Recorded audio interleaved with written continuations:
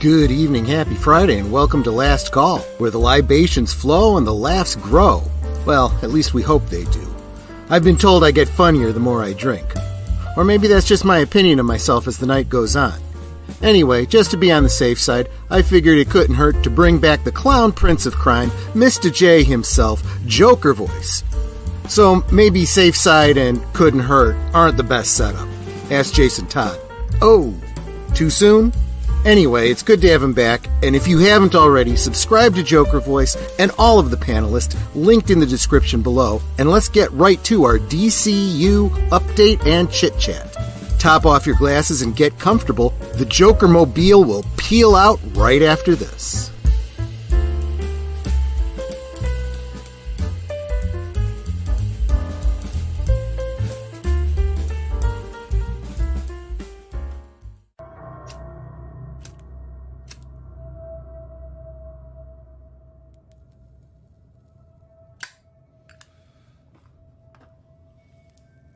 Those things will kill you, you know. And you with a wife and baby. You really gotta consider the future, Jimbo. Oh, that's right. I forgot. Was their funeral nice at least? Who are you sharing your secondhand smoke with?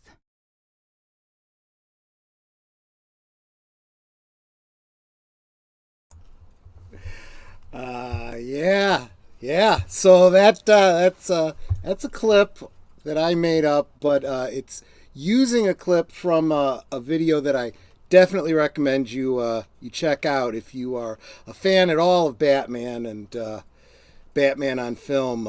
Links down below. It's a channel called what's it called? Creative Force Films. The film's called Gordon, Batman fan film. Check it out. Links below. Make sure you subscribe. Check out some of their other stuff too. They got some great Star Wars videos as well. I mean, let's face it, it's better than anything that the professionals are putting out these days. Anyway, let me bring in my designated driver, Aged Boomer. How you doing, my buddy? And what are you sipping on? I'm doing good. I have myself a Botanicals cold water infusion strawberry lemon orange blossom. That almost sounds like a healthy hippie drink. You know, it kind of is. I figured I'd have something healthy because I had 2 Cokes today. I'm trying to cut back. They are not people. They are hippies. Look, you know what? It's either this or water. I figured come on, man. It's fine. It's a man's drink. Put some flavor in the water. Yeah, I don't know about water, man. I never touched the stuff.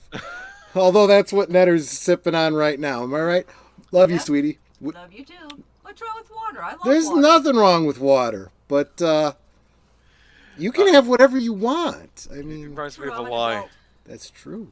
Reminds me of a line from Straw Dogs where I think he's like saying, I bet you only drink water out of bottles. And he says, it's not water I drink out of a bottle, sir. There you go. And let's not keep our special guest waiting. Our returning guest, I should say, Mistah J, Joker voice, and what you said. Oh, Jameson. Yeah. Yep, because well, there's that, and the current state of Hollywood is enough to drive you to drink. So, salud. Salud. I'm having a brandy myself. You know, This tea is terrible. Definitely. Well, it's probably better for you than what I'm drinking. No, I better just drink in the water. Okay. Yeah, there you go. But I put that little clip together specifically for you. Have you seen that video already?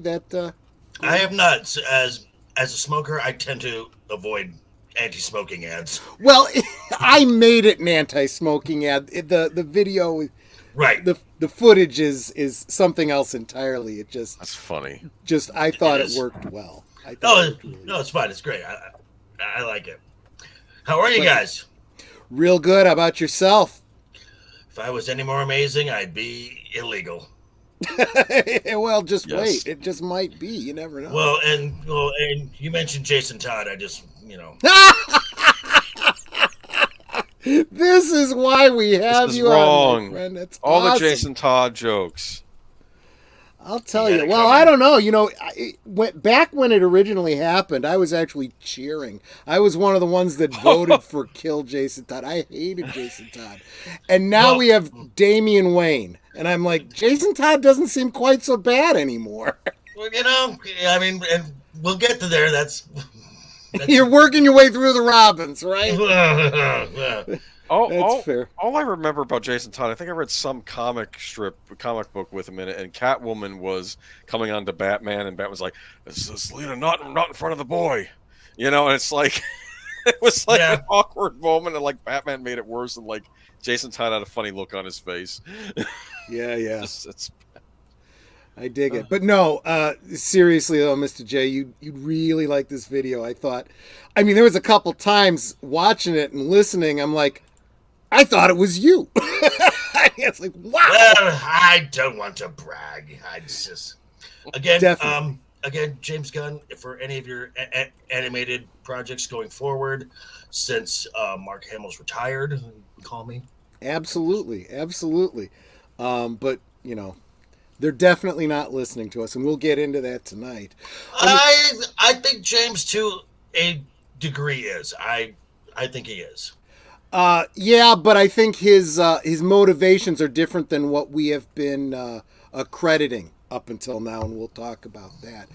Let me say hi to the chat first, starting with my weekly, well, not my weekly co-host. I co-host with him on a weekly basis. It's Big Al of Big Al Presents. He says, "Cheers, my friends. Hope you have a fantastic stream tonight. Hope I can make it." Yeah, long day. I understand. I mean, if you can't make it, you know, there's always Memorex. Those of you that are old enough to get that joke. Connie Cleary, evening, everyone. Welcome, Connie. And, of course, Netter, who's sitting right across from me. I love you too, sweetie. Hi. Hi, Netter. Let's see. Joker voice. Oh dear, wouldn't you like to know? Deleted scenes. Hail chat. Trying to decide if I should go live after the show or wait until tomorrow afternoon. When would be most willing to watch? Well, I would be willing to watch right after. I'm going to try and cut this off right at 11 o'clock my time, so that'd be 12 o'clock on the East Coast. But if you want to do that tonight, anybody that's still here with me, I'll send them over, and I'll come over myself. So if you want to do that, just let us know as we get closer to that time. And of course, PJ of Orville Nation, salud, my friend. Good to see you. Tim Hayes, good to see you, my friend. Always glad to have you here. Let's see. Oh, this guy Joker voice is chatting away in the chat. Let's see. Have I missed anyone? Joshua V.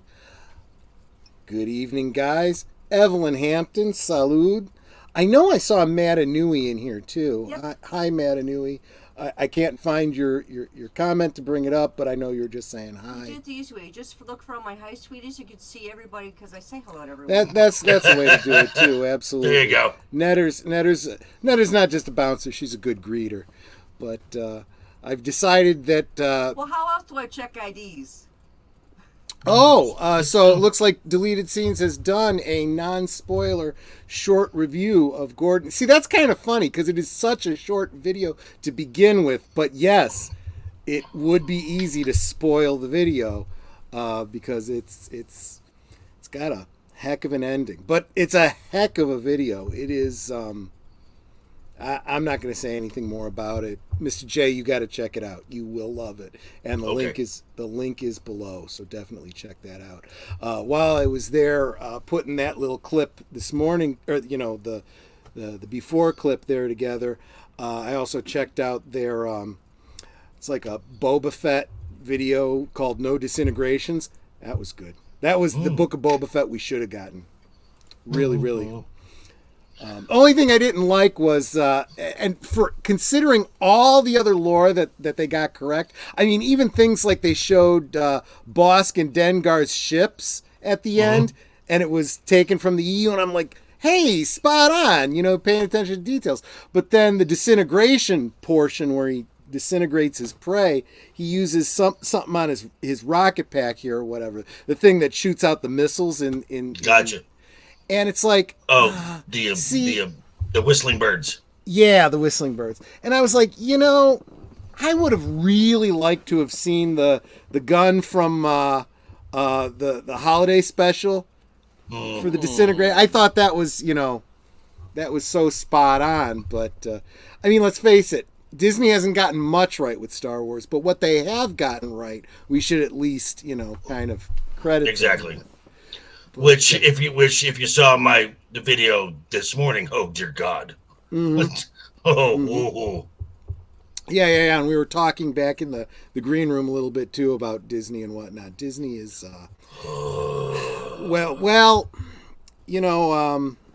that's a different topic, but what I will say is there's no such thing as too big to fail, and that goes for Disney, and that goes for their financial backers too. Even the very dark stone and the stalwart investor is not too big to fail, and you can only put so much money, good money after bad, into a sieve. Literally they are like water going through a sieve when it comes to money, and it's very clear from that earnings report that we got. Oh yeah, and if you caught Valiant Renegade talking about some of the aftermath that the proxy war is over because Iger pretty much bent to everything that Nelson Peltz and so the trades are spinning. So guys, don't be mistaken. The trades are out there saying that what's his name, Peltz? Nelson Peltz. Peltz folded and he lost, but that's not true. He got everything he wanted. And they point to, well, he's not getting a seat on the board. He doesn't need a seat on the board. He got everything he was after. It wasn't about that. It was just change direction. Well, you saw the Valiant Renegades thing, so you saw the letter, right? We'll be watching. We're watching you. Oh, he'll be watching, all right. He's not done. He's not selling his shares. Nope. And I hadn't thought about it, but Valiant Renegade made a great point. He bought low, did something that made it go high, and it's even higher today. So he's made money on this deal. So good for him. Right. Come on now. Capitalism, right at its core, right there. And that's going to be the pivot point that I'm going to bring us into the Warner Brothers DC stuff. Right. What's that Gordon Gekko quote? Greed is good. Greed is good. For lack of a better term, is good. And I have been saying, did I misquote it? For lack of a better word? No, you did. But what about passion, being passionate about your projects? They are not mutually exclusive. Okay. They're not, no. See, I'm not saying that greed is the end all be all, but it is a motivator, right? Right. Okay. Right. So what? Think about. I'm sorry. Well, I was going to say, think about an Olympic athlete. Okay, what is it that spurs him on to become the greatest in the world to win the gold medal? That could be any number of things. It could be many different things. I just want to be the best. I want to make my mother proud. I want to be like this other athlete. Right. There's a whole.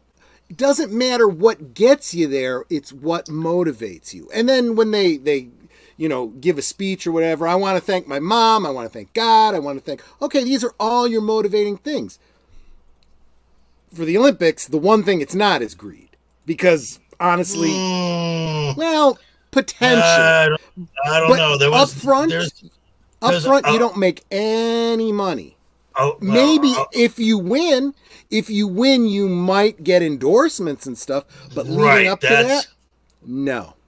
That's a because what was it? Let's face it. If money is your motivation, there's easier ways to do it than the Olympics. So chances are that's not your primary motivator. But my point is that for things in the entertainment industry, things in the toy industry, things that any industry that sells something, the motivating factor usually is greed.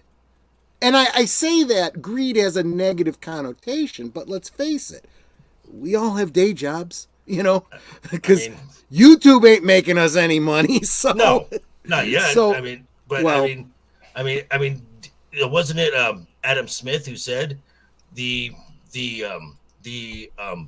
baker doesn't bake bread because he wants to bake bread. Yeah.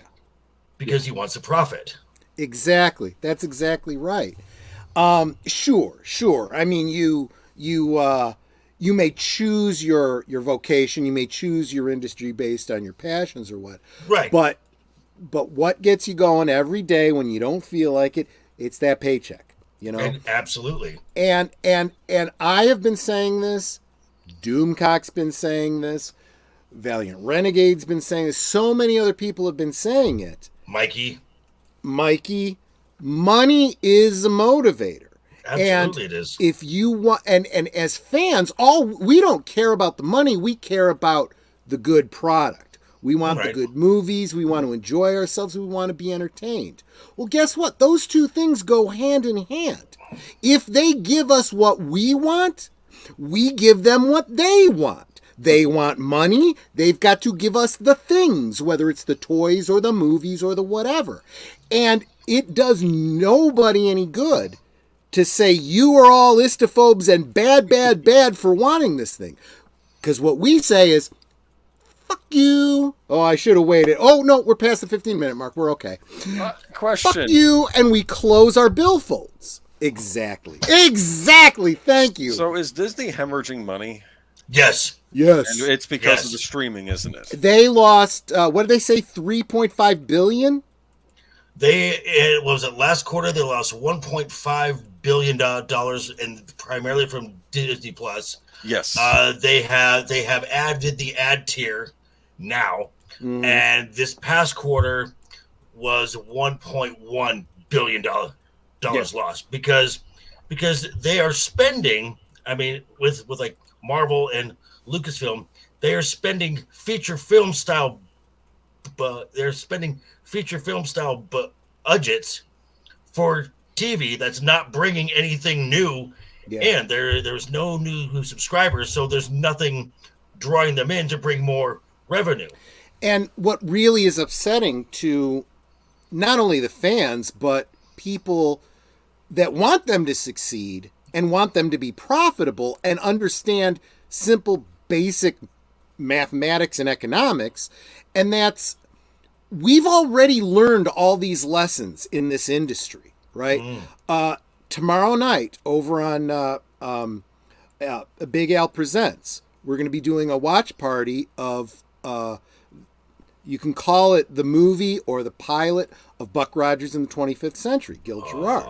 Okay, I love that was an era where they did some very smart things. We want to do a TV. We want to do our Star Wars-y type thing, and we want to do it as a TV series, but we don't have the budget to do it as a TV series. So what do we do? We do a movie with a big budget that'll earn enough money to cover the prices, and then as we go into the TV series, we've got all the sets already built. We've got stock footage of the special effects and whatnot. And we go from there. And it comes off as high budget when it's really not. Well, it's interesting because in today's world with the high def TVs and stuff, it's really funny to watch those shows now.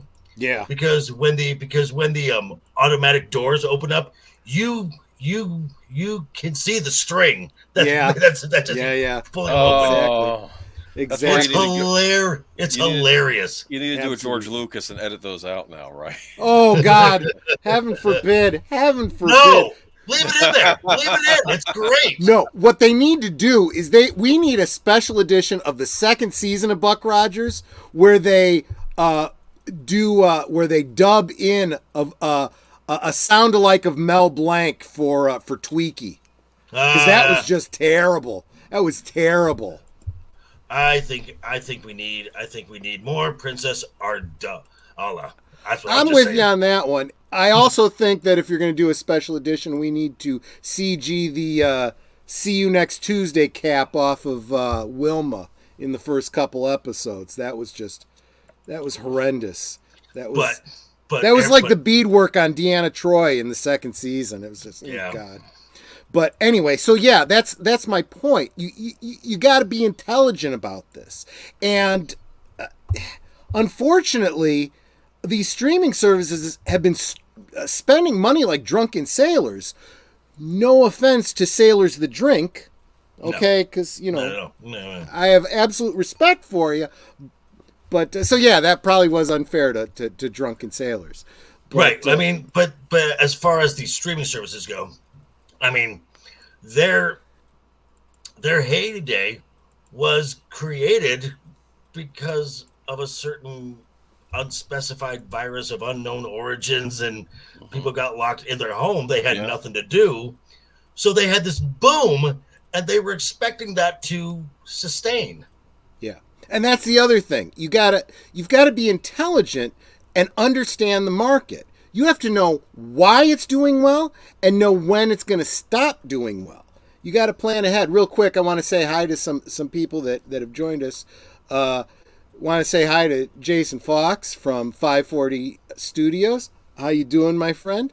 I'm triggered because you didn't send me an invite. We are going to be getting to our main topic in a minute, which is going to be Warner Brothers. And I'm sorry, we've got our wrong hand. Our resident subject matter expert, Mistah J, Joker voice. And if you disagree with me. Yeah. What are you going to do? You're on a screen. I don't know. I'm just threatening you. But no, you know what though? Send me a DM, Jason. We'll get something worked out. We'll get you on another stream for sure. And I don't know what that means, Big Al, but I'm glad to know that you're here with us. So there you go. And Sir Torrin Clegane, Cleganes. Yep, regular contributor and occasional panelist. Thanks so much for being here. One of the apocryphal rules of acquisition: take joy from profit and profit from joy. Yeah, I am not as obviously I know my Klingon lore better than I know my Ferengi lore, but I have been keeping track of the somewhere. I've got a list of all the rules of acquisitions, and let me tell you something. Wow. There is some real wisdom there. You know, there is a reason that Sun Tzu, The Art of War, is still used. Still used in the business world. Oh yeah. You know, and the rules of acquisition I think apply to life just as well. You know what the 112th rule of acquisition is? God no. Never have sex with the boss's sister. You know what the 113th rule is? Wife. Always have sex with the boss. Those are the only two I know. No, I take that back. The first rule of acquisition is once you have their money, never give it back. God no. The rest of them I don't know by number. There's that many rules though? Wow. Well, speaking of rules, then there's the Gibbs rules. Netter, what's the 9th Gibbs rule? Roll Tide! Keely Chow. Always carry a knife. That's the 9th Gibbs rule. Yeah, absolutely. I've got one with my name on it. You've got one. Yes, she does. And that's why I'm always very, very polite to her. All right. But anyway, so getting back to it. Tried to do a tweaky crow. Beady. Beady. Yeah. Hey, Buck. Oh my gosh, that was my grandfather. My grandfather and my grandmother took me to see, and I'll talk about this tomorrow night on Big Al's channel, took me to the theater to see, they may have taken me to see Battlestar Galactica 2, but Buck Rogers. And my grandfather was a big Mel Blanc fan. So he loved Tweaky. He was like, oh, and so he's going around. My uncle owned a marina in Ohio. That's where everybody worked, and that's where I spent my summers. And he was going around the marina, beady, hey, Buck, and I just laugh. Buck. Exactly. Anyway, but yeah, so money is a motivating factor, and if Absolutely it is. And what one thing that I can positively say about Warner Brothers is, with all of this woke crap that we've been dealing with in our entertainment, they've only touched on it to the extent that they dipped their toe in the water to see if it would pay some dividends. It didn't, so they haven't really given a shit about it anymore. And what, you disagree? I mean, No, if you do, yeah. Birds of Prey. That's what I'm talking about. And they saw that failed, and they've pulled back from that ever since. Right. Scrapped it. Now they've made all other kinds of mistakes and problems, but I can forgive that because, let's face it, we are dealing with producers that don't know what the hell they're doing when it comes to this kind of stuff. They do need to listen to the fans. And for the most part, I think that Warner Brothers knows what they don't know, right? So I think Zaslav is that type. I know enough to know that I don't know everything. Right. Unfortunately, when they try to pull in somebody that they think knows this stuff, well, let's go back and look at the history, right? Mm-hmm. They look at the Watchmen, and they look at the 300, and they go, Zack Snyder, you did some comic book movies. Yeah, why don't you come do our Superman movie for us? And we end up with the Snyderverse. I know some people like it, but here's my rant for the night. It's my channel, so let me rant. Okay. All you Zack Snyder fans out there, you Snyder bots, you Snyder bros, okay, that are bitching and moaning about bring back the Snyderverse and pissed off at Gunn and Zaslav and every other person. I understand you love your thing, and I want you to enjoy your thing. Unfortunately, not enough of you loved it for it to be financially viable, and that's why it is where it is. What's up? What's up, Mr. J? Yeah, go ahead. To that, I reserve the right to come back and continue my rant, though. Of course. To all you Henry Cavill fans, you Henry Cavill hard-ons that I say, and I'm talking to folks in our sphere on YouTube. Yeah. When you are saying, and I know it's good for clicks and whatnot, mm-hmm. James Gunn did not fire Henry Cavill. David Zaslav did not fire Henry Cavill. Stop lying. I'm talking to you, RK Outpost. I'm talking to you, Geeks and Gamers. I'm talking to you, salty nerd. You are weakening our credibility. We are supposed to be the side of logic, reason, and not this hyperbolic statements. Yeah. By doing this, you are putting everything we say into question. Yeah. Yeah, and if you are just following on that, if we are truly intellectually honest, right? Mm-hmm. And see, you could say the same thing about Gina Carano. She wasn't fired. She just wasn't retained. However, the huge difference is that someone at Lucasfilm went out of their way to denigrate and deride. Yeah. If she had just not had her contract renewed, she could still have a career in Hollywood. It was absolutely. Whereas with Henry Cavill, they said no, he's not going to continue playing Superman, but nothing against him, and doors still open, and we're looking forward to doing other things with him. And he has said the same thing: no harm, no foul. And I have to imagine that there's probably been some conversations. Henry Cavill probably knows more than we do, even though, let's face it, we, through people, like Midnight's Edge and Valiant Renegade and all them. WDW. We know a great deal more than the average, right? Mm-hmm. But Henry Cavill probably knows more. And he's probably like, yeah, okay. Yeah, thanks. I'm going to go do some other things. And if you need me, let me know. Right. And my whole take with the Henry Cavill thing. I mean, let's really look at the body of work he's done with DC. Yeah. We got the brooding Superman who kills. Right. Exactly. Okay? And I honestly feel like, although, I mean, let's face it, Henry Cavill has been eminently professional. He has said nothing negative and only ever said positive.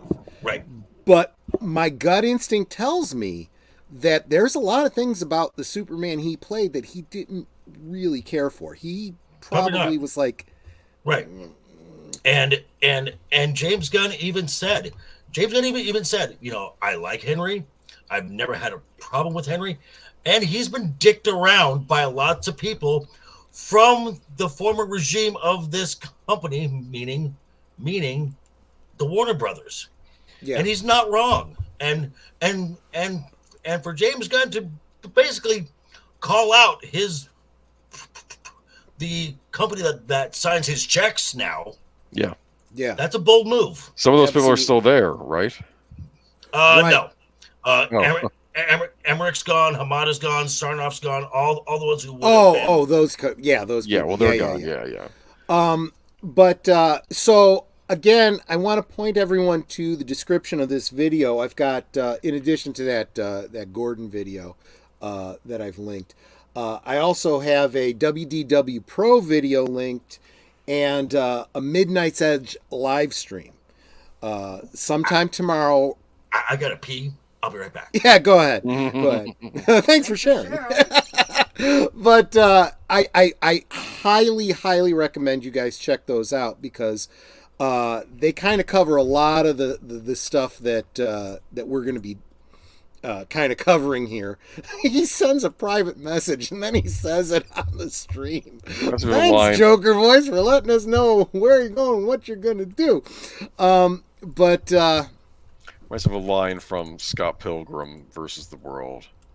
And it's like I'm just here to see Troy gets. I'm already there. When I can't remember Gina Carano's name, I'm yeah. So there you go. A line from Scott Pilgrim. Well, I think it was like he's like going between two things. Like he was like, "Go talk to her, go pee," and like he gets nervous and he says, "I have to go pee on her," and then he runs off. and then the other guy says, "I have." You never know; she might be into that. No, let's not even go there. That was the one who was in high school that he was dating. This is awkward. I'm sorry. It's a funny movie. It's a funny movie. And Deleted Scene says, "That's honest. I just pee on air." You got one of those hunter buddy or those trucker buddies, just a little catheter like next to you. Okay, but anyway, what was I saying? So yeah. So the reason that I bring up these two things is because we've gotten these announcements from Warner Brothers, and we've heard the slate from James Gunn, and everyone's pissed off because it's not everything they wanted, and it's not this, and it's not that. But I'll tell you, that video from WDW Pro, definitely check it out. All may not be what it seems. It really looks like they are posturing. Now, Mr. J, correct me if I get this wrong. I am a little fuzzy right now. But it looks like WDW Pro's got some insight from inside Warner Brothers that Zaslav and the boys have given James Gunn the specifications. You can do what you want, but what we're looking for is not to build a Marvel type intricate tapestry. We're trying to rebuild the brand, possibly to sell. Correct. Am I interpreting what he said correctly? That's the gist of that. That's the gist of to what I got, and I think that's what Zaslav is going to be. Look, if once all of this really depends on Superman, Superman Legacy. This is where this entire thing is going to hinge off of. If that's a success, then it's off to the races, and then Zaslav can work on the other property that he wants to probably do the same thing too, and that's Harry Potter. Yeah, and actually he kind of covers that in the same video he talks about. Correct. But so in that light, when I look back at the announcements that James Gunn's done, feeling a little bit better about it. And Right, I'll tell you why. Okay. So if you went into it thinking, okay, they're going to lay the groundwork for this great, cinematic, Marvel type, integrated lead up to some big Justice League, you were very disappointed. But if you go into it and understanding that they're trying to rebuild the brand, demonstrate possibly to investors these characters are viable and valuable, then it kind of makes sense that they're going to go back and do a younger Superman, demonstrate what a real Superman, can do at the box office. Mm-hmm. That Wonder Woman, that Paradise Island thing, which is kind of a Wonder Woman prequel-ish type of thing. Mm-hmm. It's laying a foundation. Right. And because if you look at the entire slate, yes, you have Superman, Mm-hmm. but you also have animation with Creature Commandos. Yeah. You have comedy with Booster Gold. You have TV drama, Lanterns. Yeah. You have horror, Swamp Thing. Mm-hmm. And I'm So glad your you coast- pointed that out, because that is the kind of thing an investor is going to look at and go, this isn't just the superhero Marvel thing we're talking about. This We're is talking genres. We're talking about different things too. We're talking about, the horror genre. We're talking about, the comedy. Wow, this is very interesting. Oh, Superman can be done right. Now, you're right. It still all depends on how that pans out. Mm-hmm. But they've said all the right things. Right. They So far. And if you look at the Hollywood, Did you notice they said truth, justice, and the American way? that was in the Hollywood Reporter article that I was just about to mention, and I'm like, okay, that's a great sign to hear. And Yeah. on James Gunn's Twitter, he's been showing a lot of Richard Donner Superman, the Christopher Reeve Superman, where it was truth, justice, and the American way. Yes, and he's gonna put Superman up as Superman is going to be made to be a paragon of Amen. of the virtue, of righteousness, of just doing the right thing. Yeah. Which is what Superman is. I mean, there's a reason he's called the Big Blue, the Big Blue Boy Scout. Boy Scout. Yeah, exactly. Let me ask you this, Joker Voice. I'd been wanting to pick your brain specifically about this. I almost said Captain Marvel, and I should say Captain Marvel, but Shazam. Okay. We're getting the Fury I have of not the gods. seen Black Adam, so I have no, It was okay. It was okay. And we've got Shazam 2 coming out, or whatever Mm-hmm. we're calling it. Fury of the Gods. Fury of the Gods. How you feeling about that particular title? It's a creative dead end. Yeah. Sadly, you're right. I like the first movie. I like that Shazam. I did too. Let me tell you something. Okay. Since Man of Steel, it is the only DC film that Nanette and I have seen. And we both loved it. I actually bought the DVD. Specifically because we still get the Netflix DVDs sent to us. Yeah. That's right. kind Yeah. of thing. Yeah. They still do that, by the way. Most people don't know that. But we got it, and there was a scratch on the DVD, and we got halfway through it, and it wouldn't play. Right. So I'm like, and Nanette, was like, no. And I'm like, you know what? Amazon, boom, next day, we had it. Because we were like, we liked it enough to pay for it, Yeah. Was it perfect? No. No, but it was a good family film. It was a family holiday film. And at the end of it, we were sitting there going, this is clearly Snyderverse, but there's no reason they couldn't pivot into a new They're not going universe. Not going to. Pity. Actually, they're not going to, but there's nothing that says that after whatever they're planning, they couldn't continue. Well, let's say Warner Brothers sells, right? Okay. And someone else picks it up. They can continue in a new... They could. They never showed Superman's face, Right.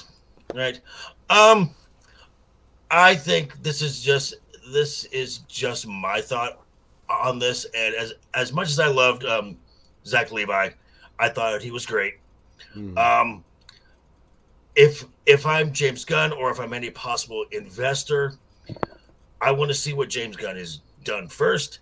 Yep. And if I do, by the thing again, this is just me. I don't want anything related to the Snyderverse at all. I don't want that stench that is still waving up. I can't argue with you on that, Mr. J. That's absolutely true. I think the followers of this channel know I hated the Snyderverse. I hated everything about it. I watched it all. I thought there were some highlights. The Wonder Woman was good. The first one was good. Aquaman was serviceable, except Jason was completely miscast. And Shazam was great. I haven't seen, the Aquaman, and Wonder Woman was a non-starter for me, being World War I. That was a big deal for me. I have a real problem with, equivocating, the whole concept. There you go. Oh, and a Mountain Dew chaser. Wow. You are high octane tonight, my friend. Wow. Well, Mountain Dew was made specifically to chase the whiskey. Is that true? True story. Interesting. I can actually kind of see that. Wait a minute. Didn't they do a Mad Men about that? I think they did, and I think they were trying to figure out what to do with Mountain Dew. Like, they had come up with drink ideas for this Mountain Dew or something. I think that was one of the things they had to do on Mad Men. And I think it was Mountain Dew. Like, the Pepsi Corporation hired them to I'm gonna mess you guys all up. Oh, boy. I'm gonna ask a crazy question. Who's ever heard of hillbilly juice? No. Okay. For some reason, I hear that term, and I automatically, and images of the movie Deliverance come into mind. That's funny. It may be a regional thing, but in Ohio, Mansfield, Ohio specifically, it was a soft drink that was very Mountain Dew like. Oh. High in caffeine. Oh yeah. Yeah, it was a Mountain Dew ripoff, but it was. I was just wondering if anyone else knew what hillbilly juice was. Real quick, I want to say hi to one of my favorite YouTube channels, Max World Entertainment. Trey. Oh yeah. Greetings, programs. You know what? If I ever do a stream about Tron, I probably need to reach out to Trey and see if he'll come on my channel. Yeah. Can't stay long, but I had to come by and show my brother at Troy Pacelli some love. Dude, yeah, look at that, Tron. There you go, my friend. I got these from Pops. Oh, Pops is awesome. Oh, was that in the cards that he opened up with and he broke up the bubble gum? So that brings up another question, and I'm throwing this Okay. out to the chat and anyone on the panel that can help me out with this.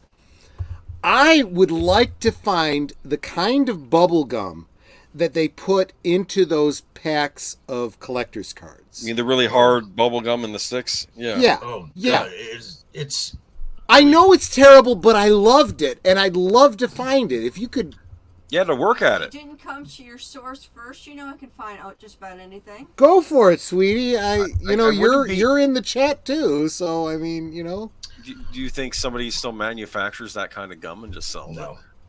I love this. Hello, sweetie. Hello. There we go. it?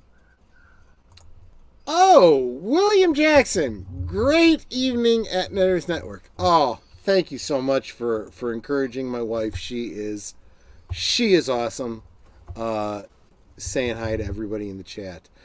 I'm so sorry I didn't see you. Been here for a while, William. Thanks so much for being here.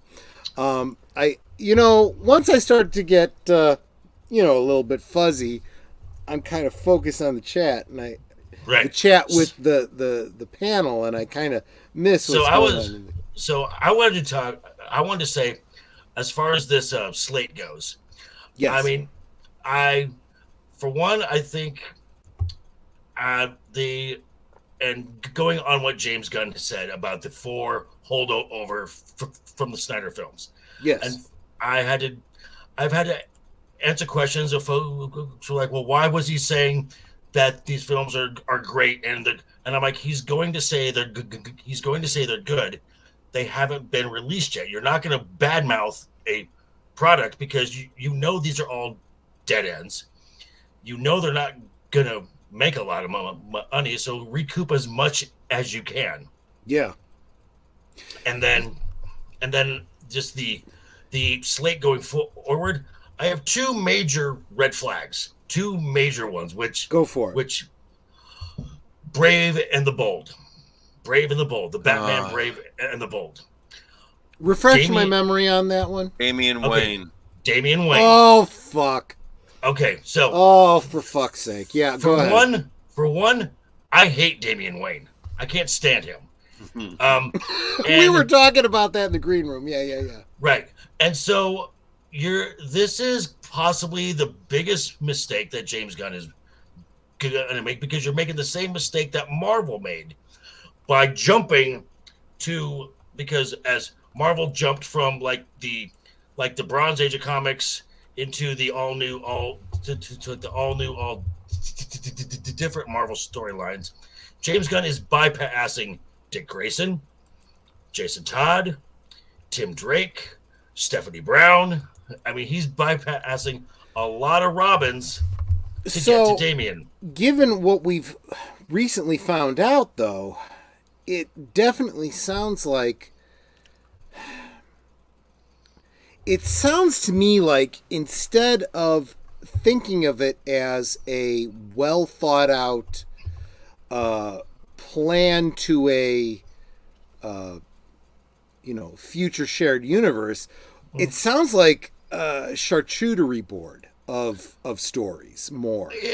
So it's like they're not there. It's, and I don't remember.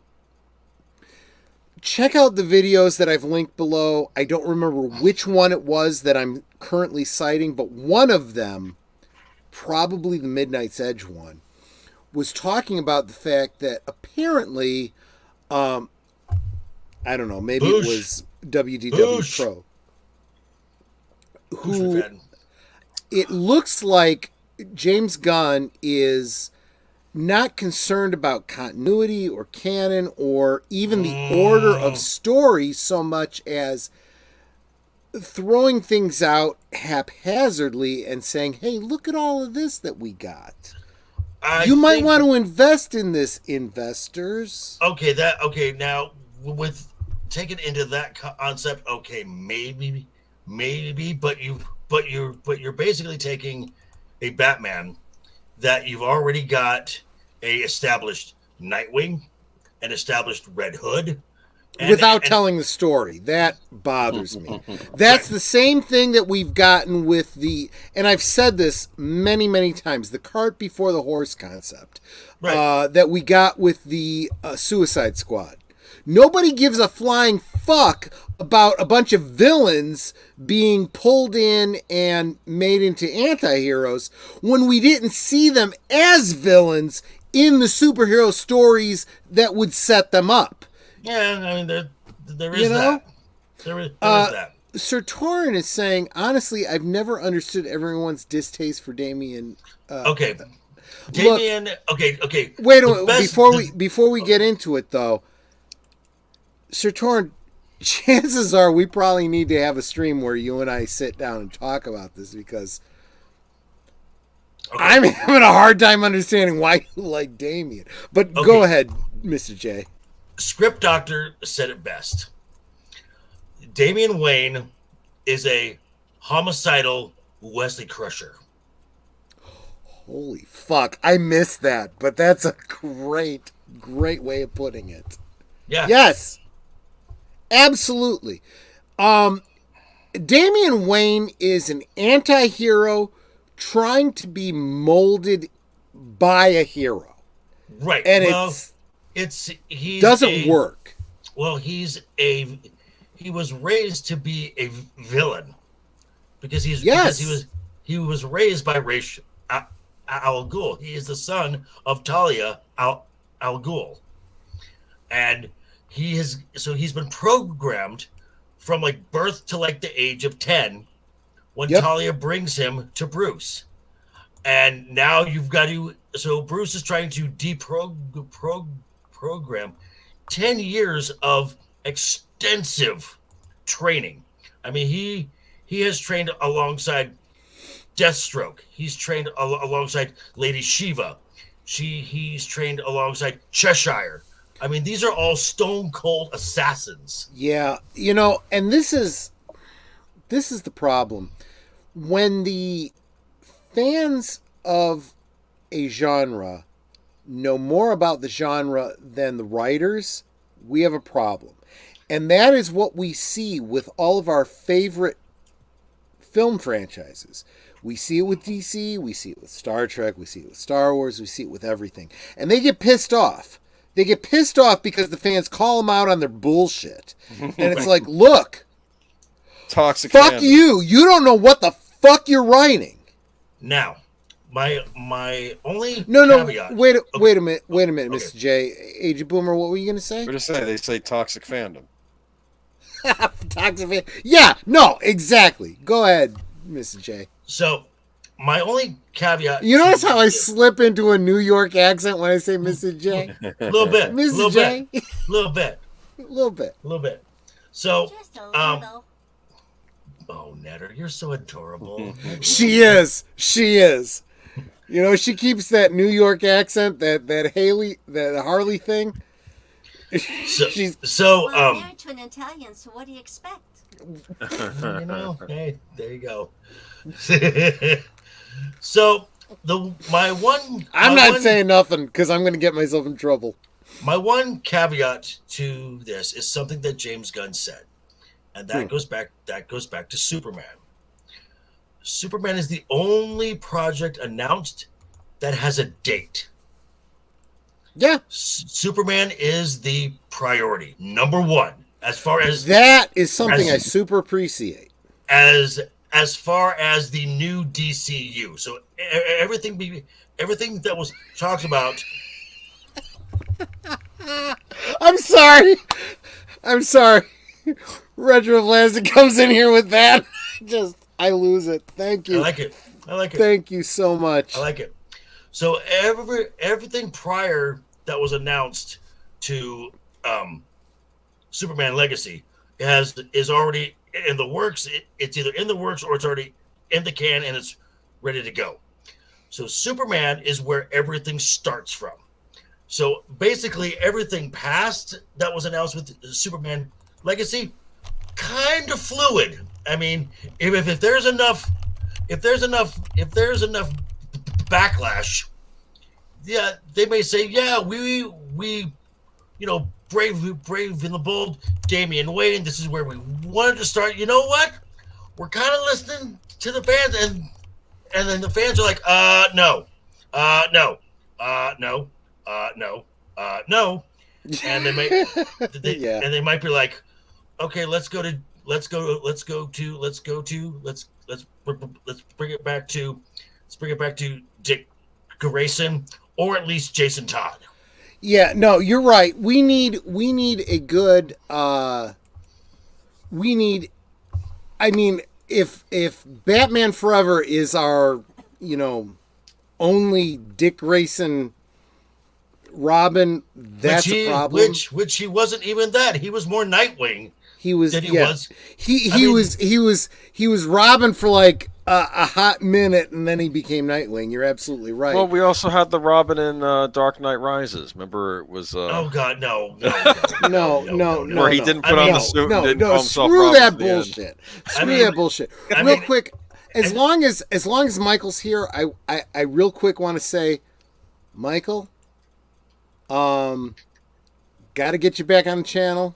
I'm gonna shoot you a note in Patreon. I hope to get you on in the next couple months. I know you're super busy, but love to have you back on again. I super appreciate you, man. I mean, and again, I go back to Script, who's 99% right on almost everything he says. The only live action Robin. By the way, Script Doctor's link is down below, as are many, many others that are connected to some of the links that we've talked about.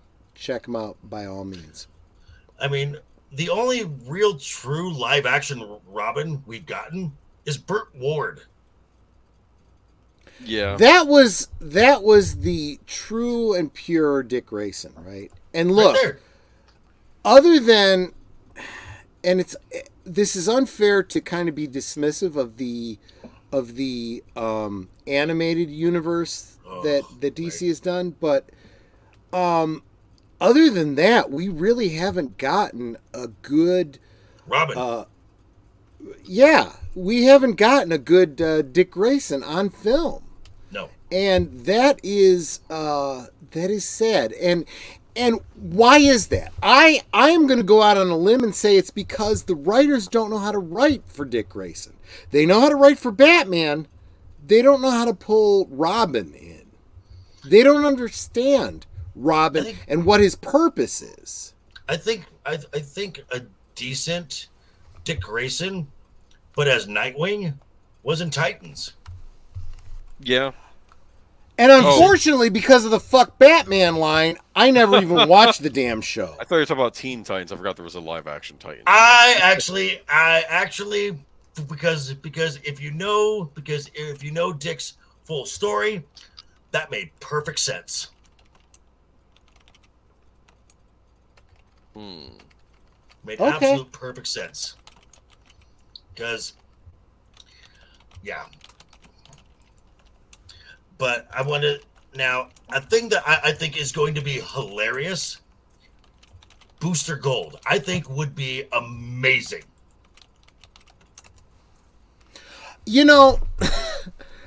So Age of Boomer and I have talked about this.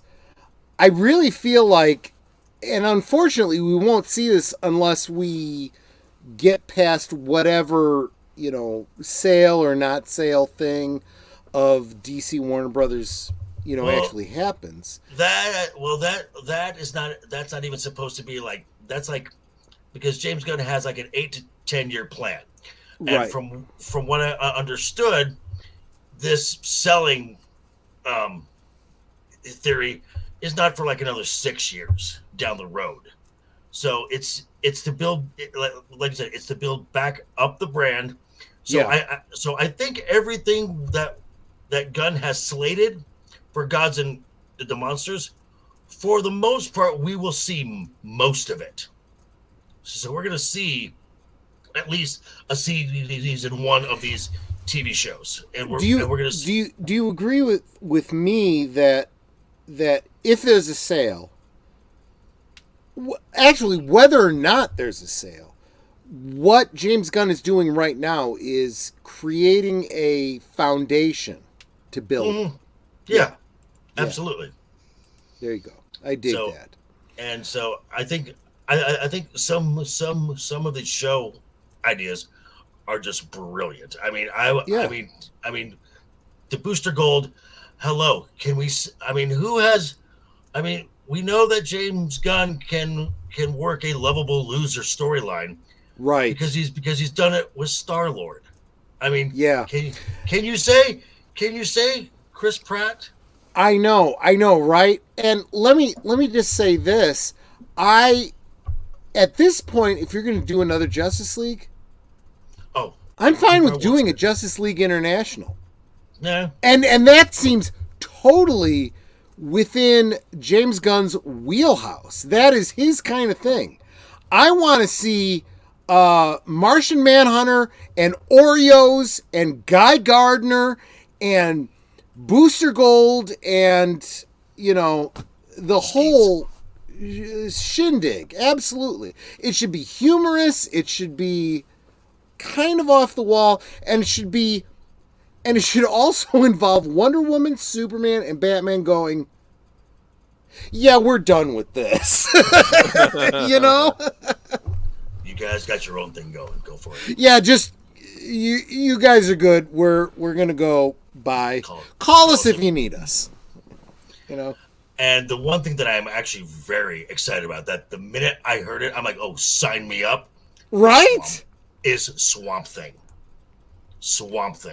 Yeah. If it's done right this time, I'd be really happy. I believe it's gonna be done. Don't get me wrong, Adrian Barbeau, I'm kind of in on that, but let's do it right, I believe it's gonna be done as a horror film, which I'm like, yes. And it could allude to perhaps a Justice League Dark, where you've got a proper John Constantine. Matt Ryan, bring Matt Ryan back. Ryan back. Let me, for the people that have just joined the stream, including Michael at Retro Blasting, one of the things we're talking about is linked below is a couple of videos that put a great deal of perspective on what we think is going on with the James Gunn thing. It's possible. It's definitely possible. Absolutely. WW Pro and Midnight's Andre. Edge have been talking about. It looks like. I don't think I'm misspeaking. Just check out the videos and you can decide if I got it wrong or not. But it looks like Warner Brothers is trying to just say, hey, look at our properties in case you want to invest in them and you want to buy them from us. Right, make an offer. And that's what it looks like. And they are not focusing on like a chronology. They're doing the ancient Amazonians. They're doing a retrospective on Superman. They're doing a current, skipping over a lot of story with Batman and Robin.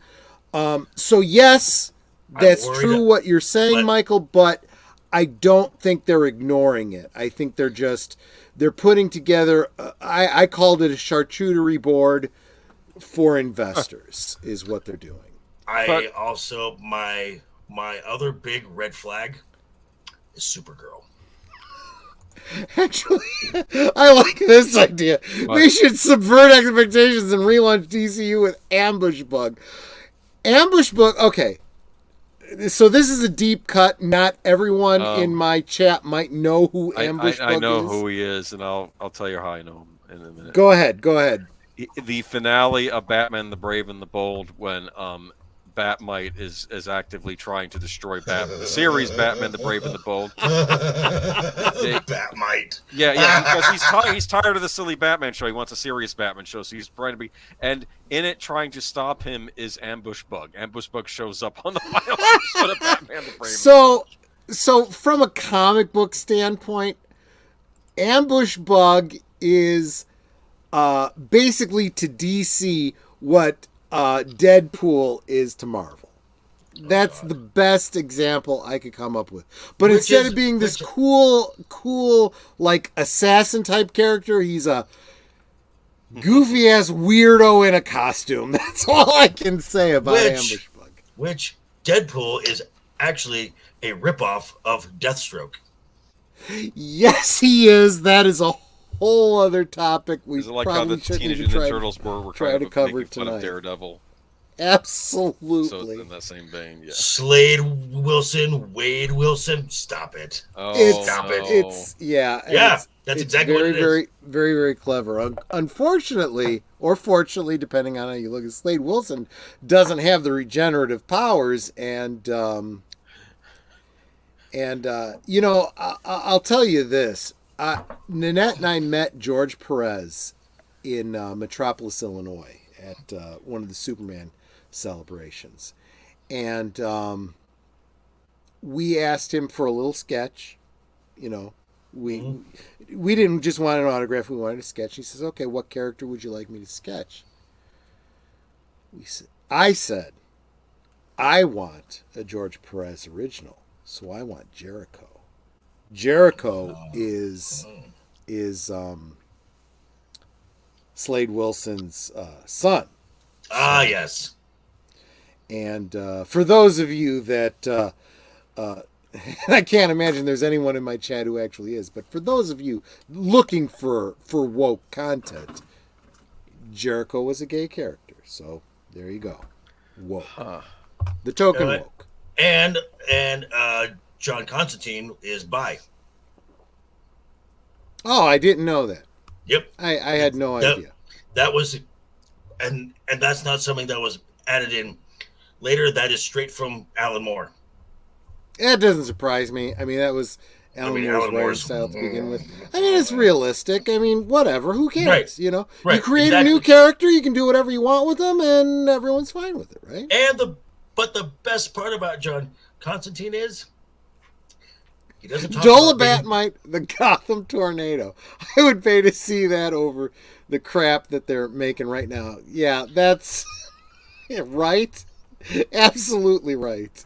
So as far as this whole DC slate goes, I mean, yeah, there are some things that I'm like, eh. I mean, the Supergirl one, where a jaded, cynical Supergirl, I'm like, okay, that might play as a sibling rivalry with Kara and Cal, but from what I've heard of the Adega Outlaw, hello, sir, the Mad Doctor's here. Good evening, sir. Make sure you subscribe to him. We have an author in our midst. Make sure you check him out. And real quick, let me say hi to, if I didn't say hi to Boosh McFadden earlier, because I'm a little fuzzy and I don't remember if I did or not.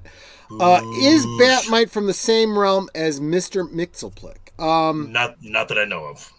Well, it depends. Some writers have said they were, some haven't really touched on it, so maybe. So from what I've heard of this story that Gunn wants to adapt of Supergirl, from what I've heard, this author is just raging woke, and that would be Tom King.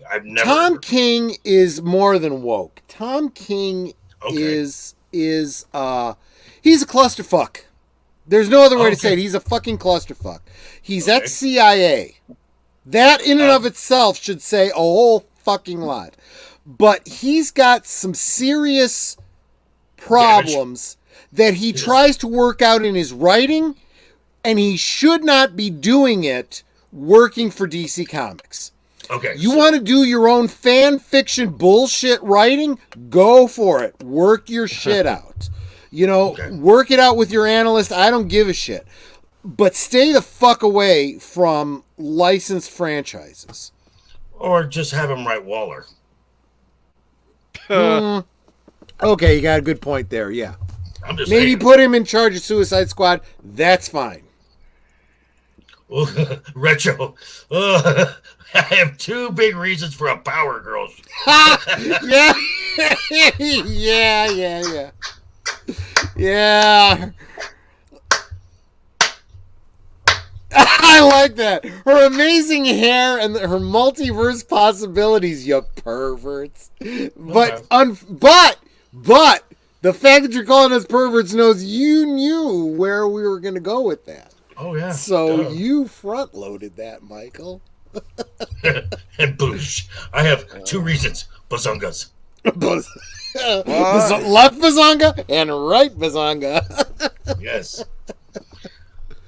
Yeah, so, I mean, other than the Damian Wayne and the Supergirl, I'm like, I really have no qualms with anything on here.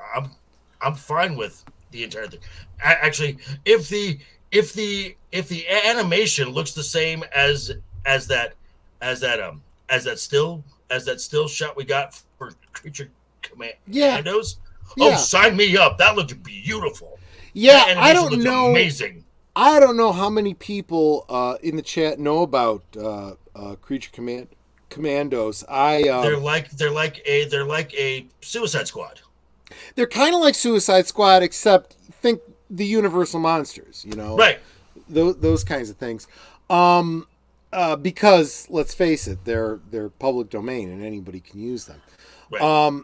I didn't actually read the comics, but in the 80s and 90s, I collected all the Who's Who's. So I knew the basic general storylines behind these characters. And I was like, oh, that's pretty cool. I thought they went back further than the 80s, but apparently they were actually introduced in the 80s. So, Because that drawing is gorgeous. I mean, I would hang that up on my wall. I guess Melinda doesn't watch my stream because I'm guessing you probably wouldn't be saying this if Melinda was watching my stream. Which begs the question, why isn't Melinda watching my stream? All right. Okay, so I guess Deleted Scenes has decided that he is, in fact, going to be doing a live stream in 47 minutes. So as soon as we end here, if anyone is still here, go over and check out Deleted Scenes. Subscribe to him if you're not already. He is good people. If you are a YouTuber, you want him in your chat. And you want to give him a blue wrench because he is awesome. He did. I wish I had a budget so I could pay this guy. That is how awesome he is. Just saying. But in fact, let me grab. You could pay him in Kraken. That's funny. I don't even know if Deleted Scenes is a big drinker. I mean, in Kraken rum. Yeah. You don't like Kraken? What kind of rum do you like? Or are you not a rum drinker? I used to be a rum drinker, and the captain and I had a long-standing friendship, but I dig it. But we fell out. Parted ways. What is your poison of choice now?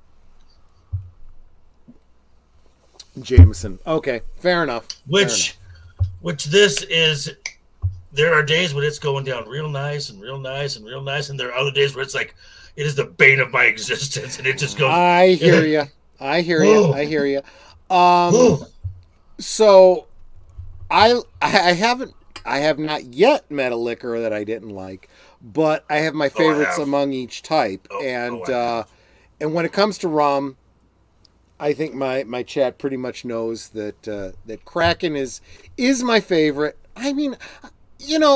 Is there a rum that you like better than Kraken? Captain.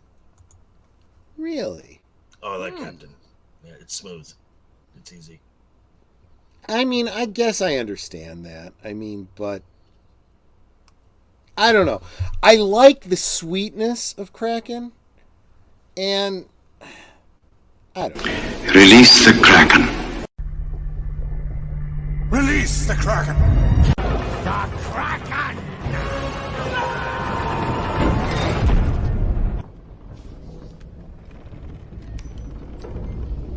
Why is the rum always gone? Because I drank it all, for crying out loud. There's some good sound effects in those Pirates of the Caribbean movies. Oh, Right? great. That sound design was And great. for those of you that think that know this stream well enough, that say, yeah, Troy's streams are better when there's Kraken involved. You know, the PayPal link is below. If you want to buy me a drink, buy me a bottle of Kraken. I will be happy to. I will not say no. You know, Evelyn Hampton bought me a bottle of Glen something. I haven't decided yet what the Glen is, but it's going to be Glen. Could be Glen Fittich, but I haven't decided yet. Or live it. And once maybe this weekend I'll go and get that bottle, and so I'll definitely be drinking to her health on the next stream. The only way I know about the Glens initially was the movie Swingers. Yes. Oh, okay. Yeah, I Okay. mentioned that to Troy, that scene. Any kind of Glenn will do. He keeps mentioning all that. Glenfiddich, any Scotch will do, as long as it's not, So not you're a probably blend, of making course. a reference to something that was referenced to me that I didn't realize was a film reference. You should I- watch Swingers. I think you'd like Oh, it. Swingers is great. Oh, John Favreau, I'll- directorial debut. I'll definitely check it out, and I know that you will. Remind me when I'm sober. Yeah. But back before COVID, back when Netter and I used to host annual Klingon get-togethers at our place, back before everyone was afraid of germs, we had a young couple that used to come, and the pretty lady of the couple was a big Glenfiddich fan, and I had bought a bottle for her birthday, because her birthday happened to coincide with a specific Klingon holiday that we celebrated every year. And Retro. so, of course, she opened it, and we all had a drink, and I was like, ooh, oh, this is good. So I've become a Glenfiddich fan ever since. And the retro, you're correct. Ginger spice. You Jerry Hollowell? Yes. We're getting into the Spice Girls here, right? Okay. Hey, guilty pleasure. Guilty pleasure. Will fully admit it. I'm a metalhead growler screamer, but you throw a Spice Girl song on, oh yeah. Can't get enough of it. Look, when it comes to rum, I'll tell you what I want. What I really, really want. I want a ziggy zig za. That's what I'm saying. Just, I don't even know what the hell I'm talking about anymore. You know, I've had a couple people compare me to a critical drinker. No. We're very different kinds of drinkers. He's far more experienced than I am. I'm a goofball drunk. Let me just tell you. Yeah, and Drinker is a professional. That guy is. He is. Yeah. Oh no. There's no doubt about it. Everybody knows I'm amateur hour here. So okay, this is not where I thought the conversation was going to go, but I'm going to ask this to the entire chat. Just go with it. Favorite Spice Girl. Everybody. Favorite Ginger. Spice Girl. Ginger. Which None. None really? I never Netter. liked Spice Girls. Yeah, it was, Netter. she's about she's 8 years older than I am. That's kind of outside of her realm, so she kind of missed out on the Spice Girls. Netter. I've listened to a lot of bands. I Posh ain't just got never listened anything to them. on that front when compared to Ginger. Okay, so Michael, you saying Ginger is the Spice Girl for you? Connie as well. Favorite overall, Boosh, Ginger. That's it. There we go.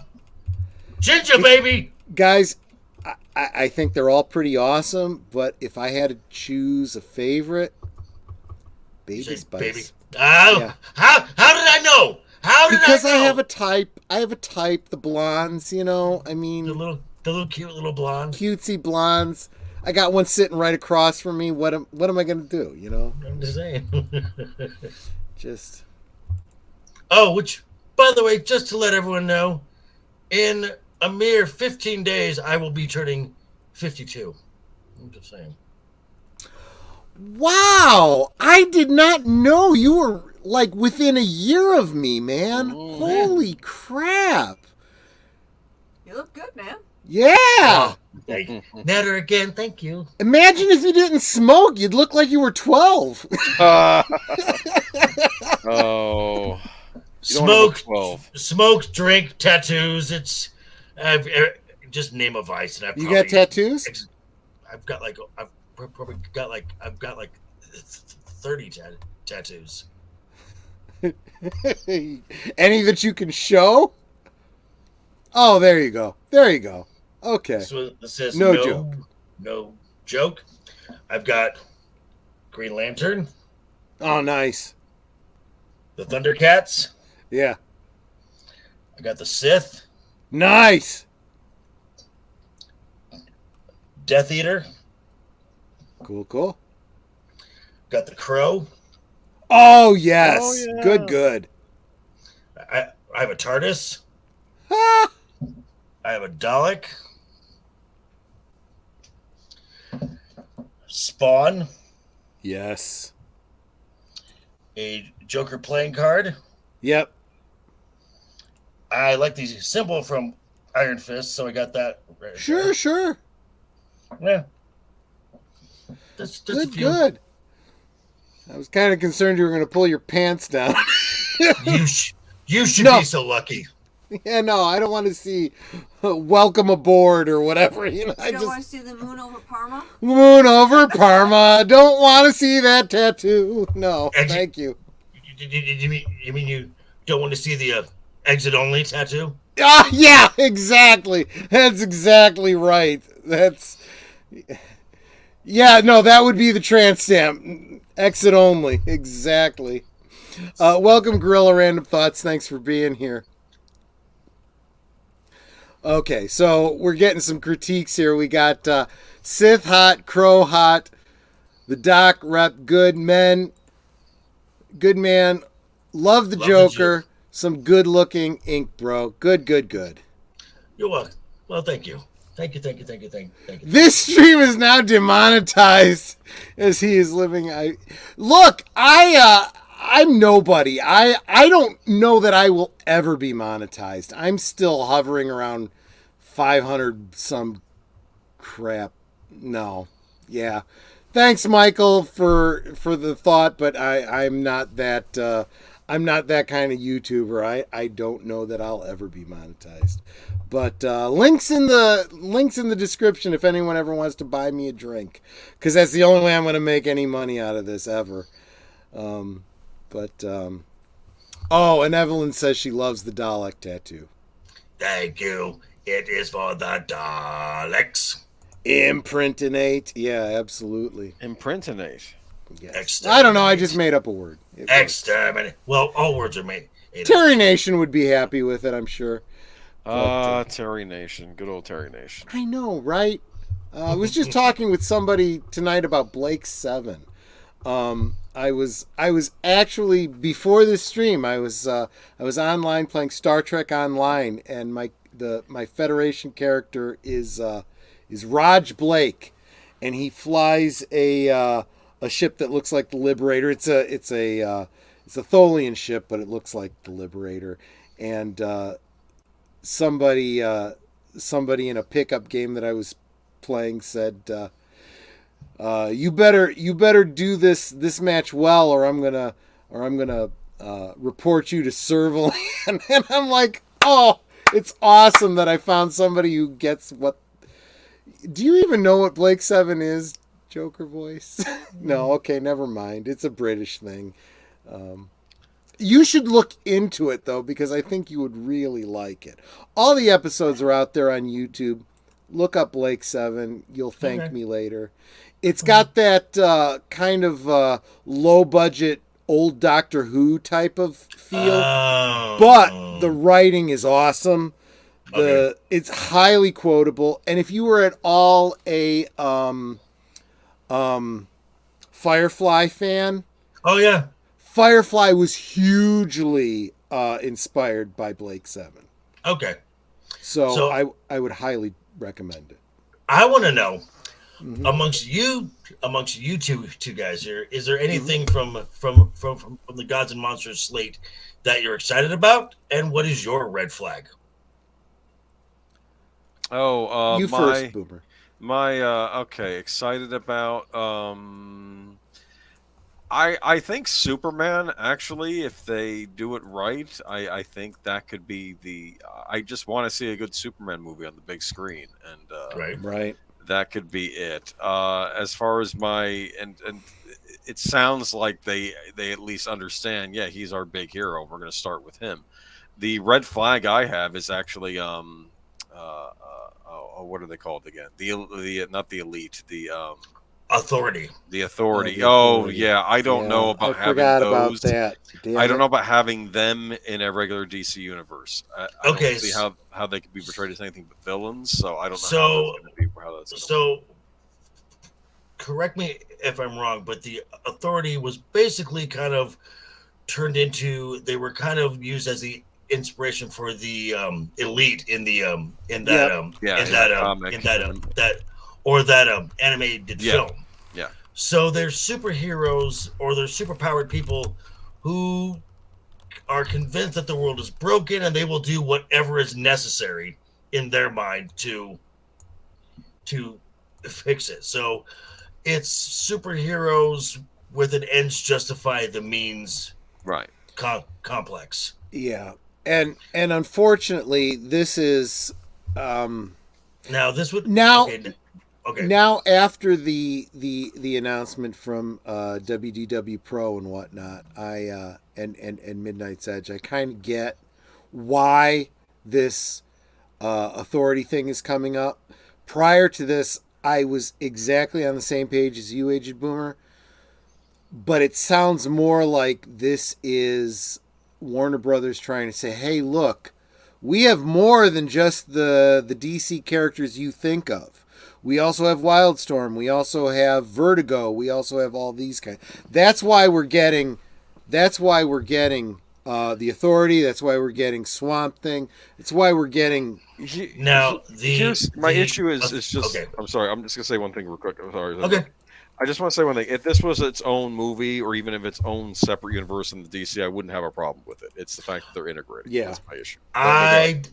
I have less of a problem with this because, as James Gunn said, this is a passion project of mine, which is kind of code for I'm writing it and I'm going to direct it as well. Right. So I and this is just me. I think from his past work in the last few years, I think James Gunn has earned some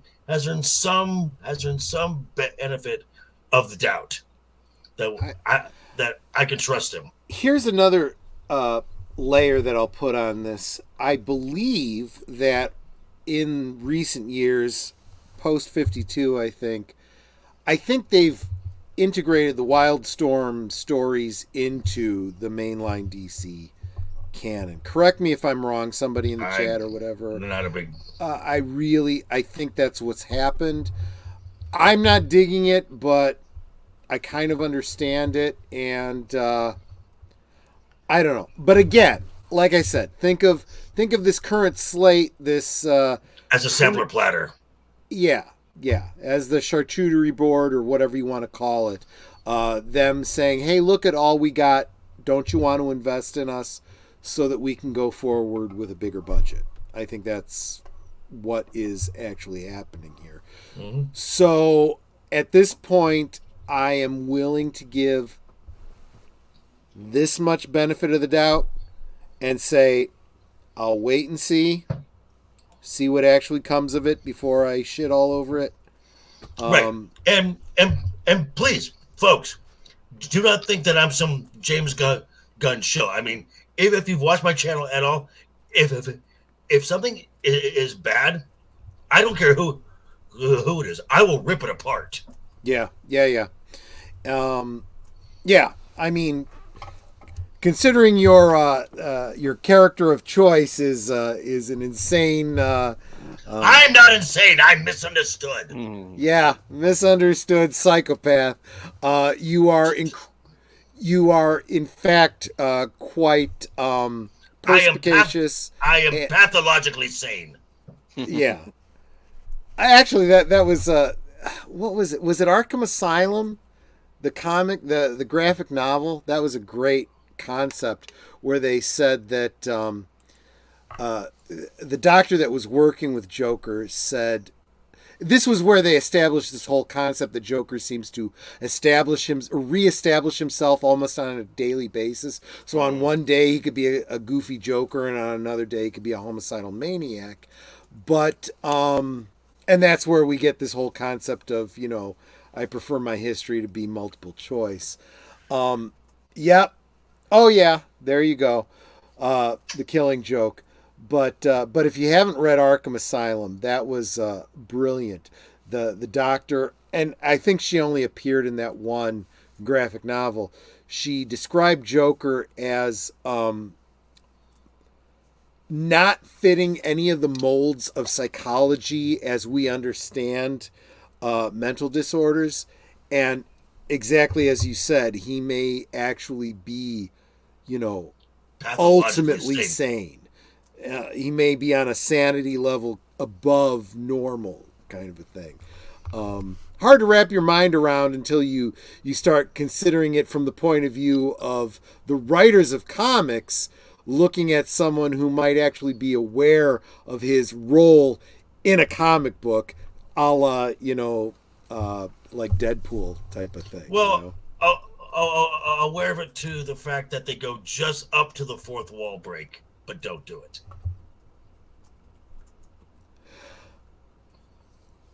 I think I see where you're going with that one, Michael. He doesn't go off half cocked. Okay.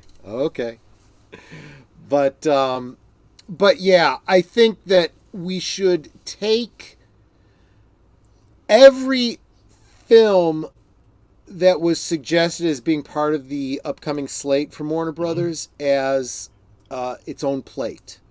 Kind of separate. So, don't necessarily think of it as an integrated universe. Certainly don't think of it as chronologic. It's all over the frickin' place. Okay, so what's a project in this slate that you're looking forward to, that you are genuinely excited for? I'm not excited for any, but the one I have the highest hopes for, Superman Legacy. Yeah. Okay. That one, if that one's not spot on, then the whole thing's a waste. The whole thing's a waste. I'm out. I'm done. Which is why it's the only project that has a date. This is being fast tracked. This is being done first. All the other stuff that this is. I don't know if I mentioned this last week. I don't know if I mentioned it on any other streams, but I'm going to say it right now. Everything anything that we get from Warner Brothers in the DC catalog before we get to Superman Legacy, James Gunn almost had nothing to do with. It's just stuff that's already in the can, that's already coming out, that he has to be positive about. Well, I mean, no, okay, I take that back. There was some stuff that he was already working on, but it wasn't part of this chapter 1 that he is now working on. Correct. It was all part of the Snyderverse before this. Correct. This is the Snyderverse leftovers. The Snyderverse, it's the donut holes that are left over after you've made the donuts. Right. And then the creature commandos and the Waller series were already being done before he became CEO. So these were already projects that are done. So so Waller has some connection back to whatever, but yeah, right. But yeah, I would say don't put too much stock in anything he said about them. He was just quoting the party line. Oh, this is going to be awesome, this Flash movie that we've got coming out. He's saying it because it's already done and he's got to say it. Right. Now, I did notice I did notice in his the video, he said the word marvelous a lot, a lot more. Than Good you would point. In, He did, and I didn't even catch that until you a pointed it lot out. more than you would in normal conversation. Is that a not so slight dig at Marvel? Oh yes. Yeah, Perhaps. it is, and I think it might also be kind of his way of saying, drawing the comparison. Like, we know you're looking for something like what Marvel used to be, and that potential exists, is what he's saying. I think it's more of a dig at K. Yeah. No, you're right. You're absolutely right. Oh wait, hold on, Kevin. How you doing? Are your knees good? Ooh. Don't get up. Don't get up. No, that's so wrong. Here's your chapstick. Oh, man. Well, let me tell you, I've said this many times before. Kevin Feige is not the one that's responsible for the Marvel Universe that we all loved. That was Jon Favreau, folks. It was also Ike Perlmutter. Well, true. No, you're right about that, too. You're absolutely right. Who got a bad rap. And Kevin Feige rode the coattails and coasted.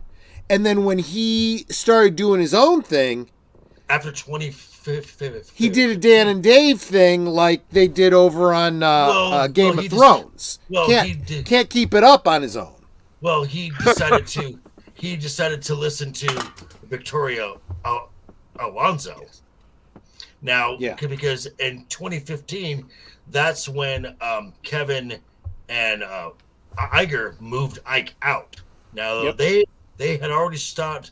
They had already finished writing. They had already finished writing Infinity War at that point. So stages 1, 2, and 3 of the MCU were almost done by the time that happened. So everything in Phase 4, this big garbled mess that it was, that's all Kevin. That is all Kevin. And in less than a half hour, just want to remind everybody that we've got a deleted scenes stream coming up. Make sure that you are you know what, you should be subscribed to Deleted Scenes. His link is down below, along with all the other panelists and everybody that we've mentioned tonight. But we are going to ask you to go over there when we finish up tonight, if you're still with us. And I broke the seal, so I gotta go pee again. So no, that's absolutely fine. You know, the more you drink, the more you gotta pee. That's kind of the way it works. But anyway, so yeah,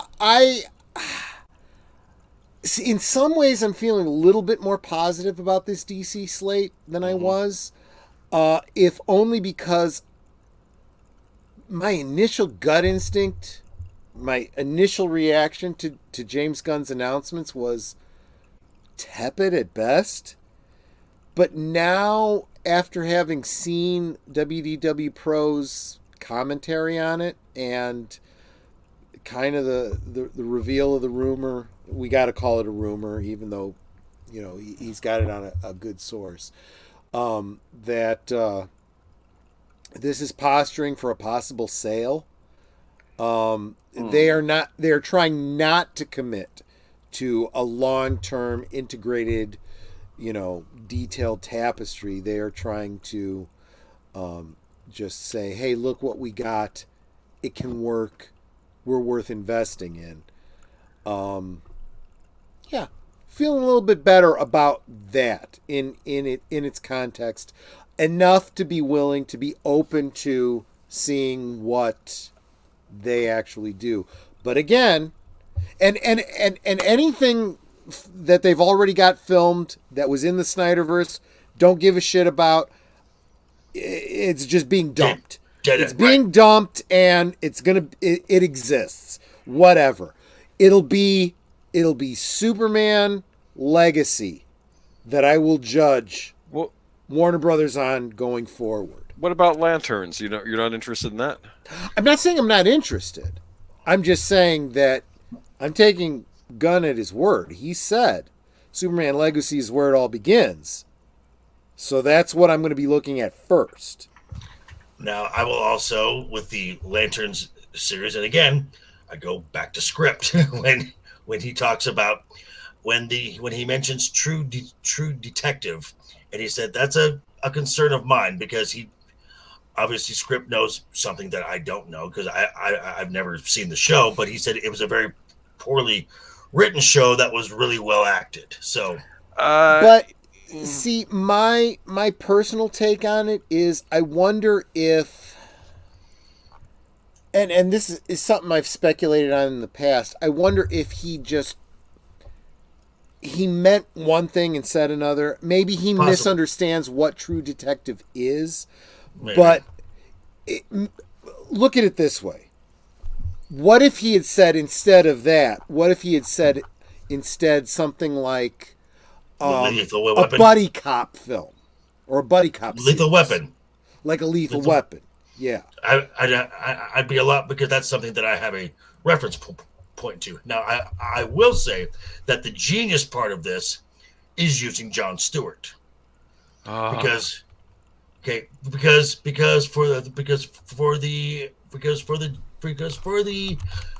the generation right under us, Jon Stewart was their first introduction to the Green Lantern Corps. So it makes sense to use Jon Stewart. And then Hal Jordan, again, we all know who Hal Jordan is. right.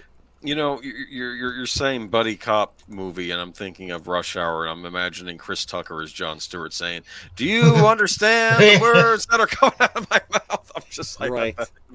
No, I would kind of think of like I would go with more the lethal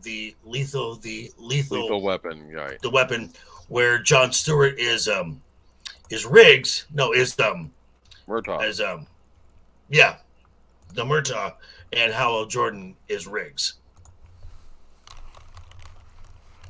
But that's my point. I think that a lot of Monkey Jeebus.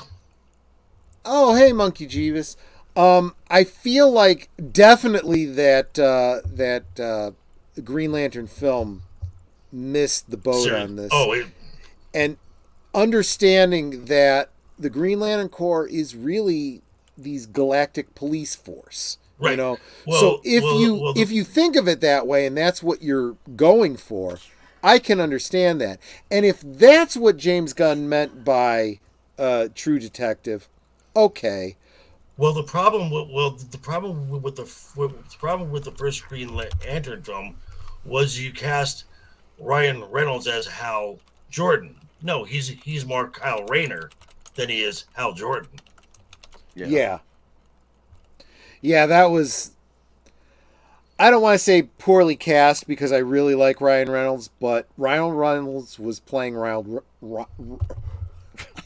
He was playing Ryan Reynolds, and that is not who Hal Jordan is. No, Hal Jordan is more of a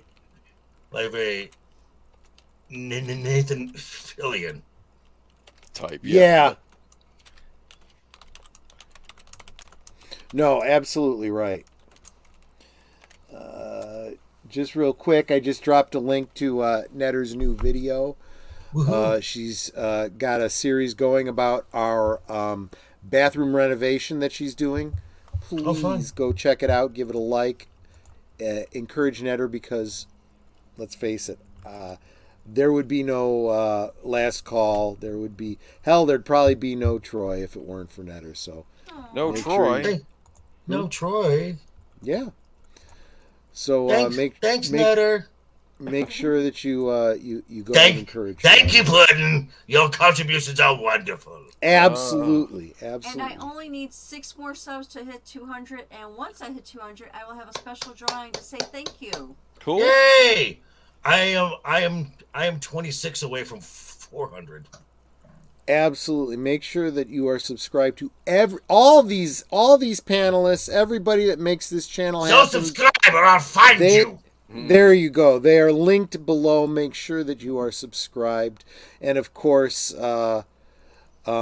Deleted Scenes is dropping all the links. So make sure that you're subscribing to everybody here. As PJ from Orville Nation always says, together we grow. And Deleted Scenes works about as hard as 6 does. I know. And, if I had a budget, I'd actually have him on my payroll, but I can't afford it. So what I did, you will notice that Deleted Scenes, pay him in beer. He is in my, in the description of this video, and he will be in the description of every video, going forward, because he is without a doubt one of the people that absolutely makes this show possible. Without him, it wouldn't. Because he is the Blue Wrench, but he is the Blue Wrench of many other channels too. So six has you beat. I think you so short. I mean, you guys kind of keep each other going. You guys have a competition going there, no doubt about that. But I mean, okay, maybe 6 is better looking than you are, but I mean, other than that, you guys are pretty even there, So I mean. We all love 6, so. Yeah. She's got a great voice, too. So, I mean, I may have a, male bias there, though. So, I mean, don't put... You may have... No, I do have a male bias. There you go. Absolutely. That's bad. Yes.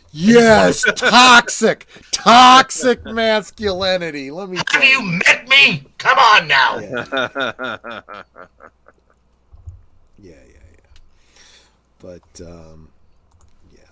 I use a crowbar as a back scratcher. Come on now.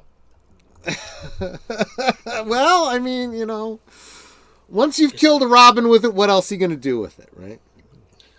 Yeah. Do you really want to know? The Joker. Is that a real crowbar, or is that like a rubber prop? This came from Spirit Halloween cause. I was going to say, because if you're carrying that around at conventions, a real crowbar gets heavy. Trust me, I've learned walking around conventions, lightweight is the way to go with props. Oh yeah. I mean, I did my Sith cosplay a couple times, and just having to carry around a lightsaber is a chore. Yeah, no, absolutely true. Especially, I mean, I don't think people realize, yes, there you go. I don't think people realize how much a lightsaber with batteries inside of it and lights and sound and whatnot, how much those things weigh hanging on your belt. Yeah, and it's just, and they're really not made to be like a walking stick or anything. I mean, they're not the most functional thing to have around. They get in the way. But they're awesome. No, absolutely. But so anyway, by and large, pretty positive about the I'm excited about it overall. More positive today than we were earlier in the week. I was always on board. Okay. Fair enough. How about you, Boomer? Announcement. We'll see. One thing I heard, I think I just saw this as a headline rumor, and I'm like, could Christian Bale be returning as Batman? I was thinking, we were talking about how it would have to be an older Batman. Would you feel all right with Christian Bale returning as Batman? I guess it wouldn't be the Dark Knight Batman, but if he were to be recast. Yeah, no. I am not really digging the whole, and now that I know that this isn't chronological, I'm a little bit more okay with it. But I'm not good with a young Superman, older Batman. I didn't like it in the Snyderverse, and I don't like the possibility of it now. But now I'm thinking that's not really the case. I think you've got to think of this Brave and the Bold thing as being a pretend this is current day, and the Superman legacy being this is back here kind of a thing. I think that's what they're going for. And I want to say the one thing because the Midnight's Edge this up, and a lot of folks, again, the Henry Cavill hard-ons and all the Snyderverse fans, they're upset and they're blaming Zaslav and they're blaming Gunn. Okay, if you really want someone to blame, Ben Affleck. Yep. Ben, explain that to the chat because I know it, but go ahead. Ben said before, because initially Zaslav and Gunn wanted to use the big three. They wanted to use Henry, Gal, and Ben. Right. Ben said, "I don't want to play Batman anymore." So already that is the first thing done, and that did not sit well with Zaslav, because Zaslav was going to give him a director deal as well, and pay him a shit ton of cash. Yeah, and then there came the Patty Jenkins debacle with Mike DeLuca about the Wonder Woman 3 script, and so that's another thing. And Zaslav is just like. And then the results from the Henry Cavill cameo, which didn't help Black Adam at all. No. Didn't help it. No. And he eventually just said, "Fuck it. Yep. We are going to start brand new." Yeah. And here is the biggest problem that I have with this is a fan problem, okay? When it comes to casting, okay? We have had so many different people play Batman. And it seems like, with the exception of the four Burton Schumacher Batman films, every time you change the actor on Batman, it's a whole fucking other universe. And it's getting to be about time that we say, fuck that bullshit. Batman is Batman. We can recast him. We just put another person in that fucking cowl. Okay?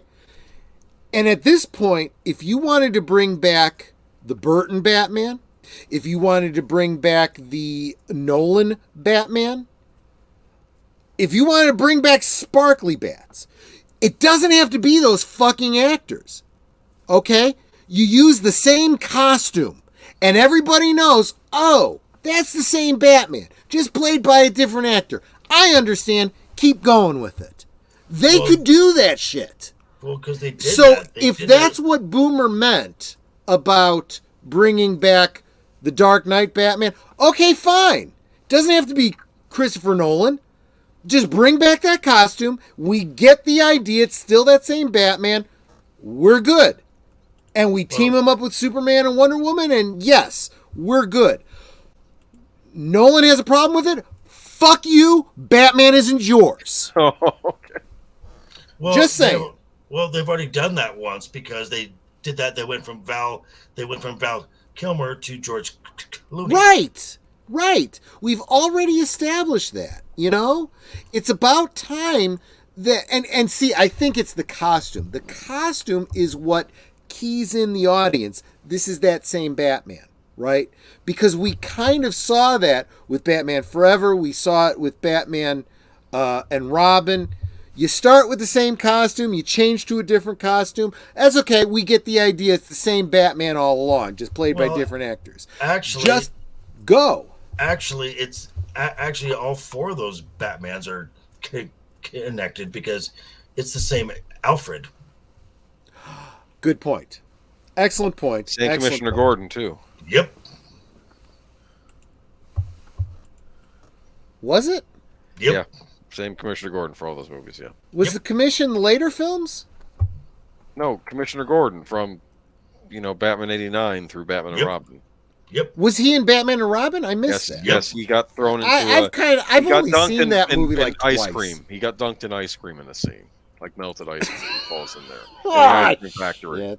Because it's Mr. Freeze, so there's going to be something in an ice cream factory. Right. Because we have to be stupid. But anyway.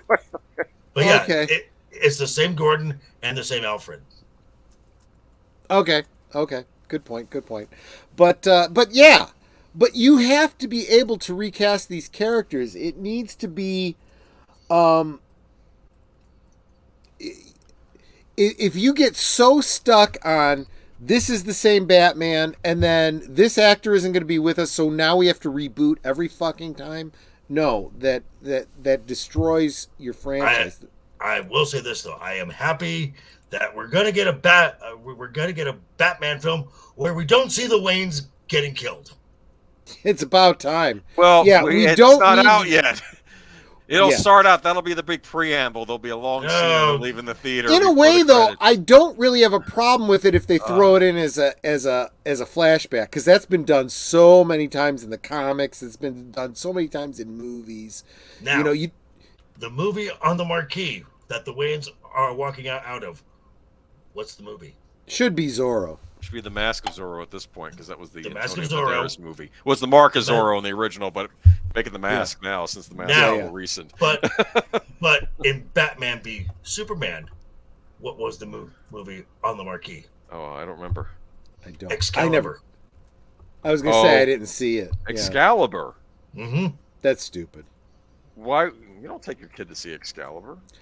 That just tells me that it was written by someone who doesn't understand the character and Zack Snyder.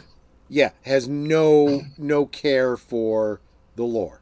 It's just fuck it, just whatever. Do you know what it was in the Joker movie? In Joker, what the movie was, Troy? It was Zorro the Gay Blade. Zorro the Gay Blade. Yep. I can buy that given the whole, because it was unreliable. set in the 80s. Yes. And it was set in the 80s. Yeah. And the whole concept of the unreliable narrator, so I can buy that, Oh, Anyway. and also James Gunn said that the Sparkly Bats and the Joker are clearly going to be labeled as DC Elseworld, that they are not connected. And again, I think that falls under the whole thing of we're saddled with this fucking thing. We still got to do it. It's not part of this universe. It's just out there. Just go see this film, and we got to do it because of contracts.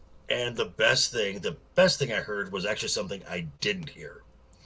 Was when Gunn was talking about the slate or whatever. Do you know what was not announced at all, or even mentioned? The J.J. Abrams Ta-Nehisi Coates Superman story. Oh yeah, you're not going to hear anything about that. There's no interest in doing that. There's no Scrapped. interest in doing that. The Because- only reason you would ever see that Superman would be like if they did a Crisis on Infinite Earths and they wanted to do like Supermans from other universes, you'd get like a cameo kind of thing. That's the best you'd get. And also that it said in the Hollywood Reporter article that the Lanterns series, because originally that was supposed to be Greg Berlanti and Jeff Johns, that's been scrapped. And Safran and Gunn have officially parted ways with Greg Berlanti. So the good thing is we're not going to get a Greg Berlanti C-dub Lantern show. Yeah. Unfortunately, they are going to be relying heavily on Tom King, which is its own problems altogether. But we'll see what comes of it. I have enough reason to be Overall, tentatively positive. optimistic. I'm optimistic. We'll see what happens. And you know what? We'll revisit this topic if and when we get more information going forward. But for the time being, I'm going to say this. Until Superman Legacy, just keep in mind that everything that we're getting is just shit that was already in the can that they're Filler. dumping out there, and they're only saying positive things about it because they what have fucking to. choice do they have? Right. So anyway, we need to start wrapping this up. As soon as we're done, we need everybody who's not gonna like just pass out and go to bed. Make sure you jump over to Deleted Scene Stream, which is where I'll be as soon as we end here and we say our goodbyes in the green room. But real quick, what do we got going on tomorrow night? I mentioned this earlier in the stream. Big Al Presents.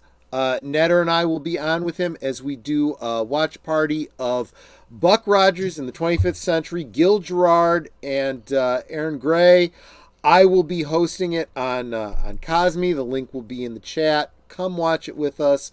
We'll talk about it. We'll have some fun, like a bunch of friends getting together and watching a movie. Sunday night, what are we doing, Age of Boomer? Geeky Geezers with and where we're going to be talking about many a strange thing. Disney stuff. Yeah, we're gonna have a lot of Disney stuff. We're gonna talk a little bit about Metroid. Metroid Prime, yeah, that's a little bit, and unfortunately, the sad passing of a very important composer musician that some of you younger folks might not even know about. We'll educate you. That's what we do. That's what Leonard we do. Bernstein. Pardon me? Leonard Bernstein, correct? No. Did he? I didn't know that. No, Burt Bacharach. That's it. Burt Bacharach. Okay. Sorry. Yes. Sorry.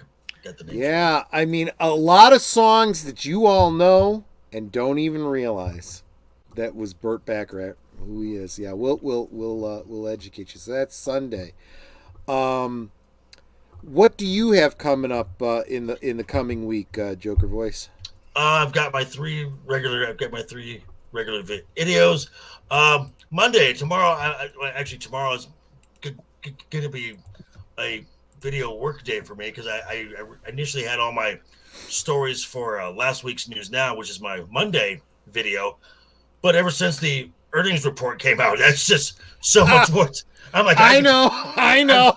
You're right. Yep. I got to redo the whole thing now. So it was that. And then on Wednesday, I will be dropping another thing that I recommend. And that will be the animated series Vox Machina over on Amazon. There you go.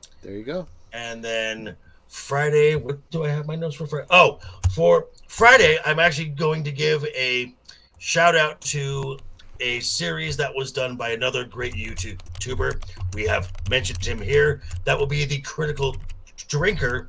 He has got a 10-part series on why modern movies suck, and I'm going to highlight 5 of them this coming week, and then the remaining 5 the next coming week. So awesome. So if you are not subscribed to Joker Voice, his link's in the description below. Please make sure you are. He is good people. He's got a video almost daily. Am I right? 3 times a week, Monday, Wednesday, and Friday. And you can always also catch me. You can always catch me on Legion Talk on Mondays and Fridays. So Mondays we are doing a review of the series Game of Thrones, and then going into House of the Dragon, which should probably take us right to House of the Dragon Season 2, which is really been a great series. And actually, House of the Dragon has gotten more people rewatching Game of Thrones, which is just an amazing series. And then Friday, it's Friday's Royal Rumble, which is where I was right before I came here. And it's myself, Ryan, and a bunch of other panelists talking about the week in pop culture. Cool. There you go. Healy Chow is a youngin'. I had no idea. You little child, you. Little child, yeah, exactly. And thanks for the encouragement so much. I super appreciate it.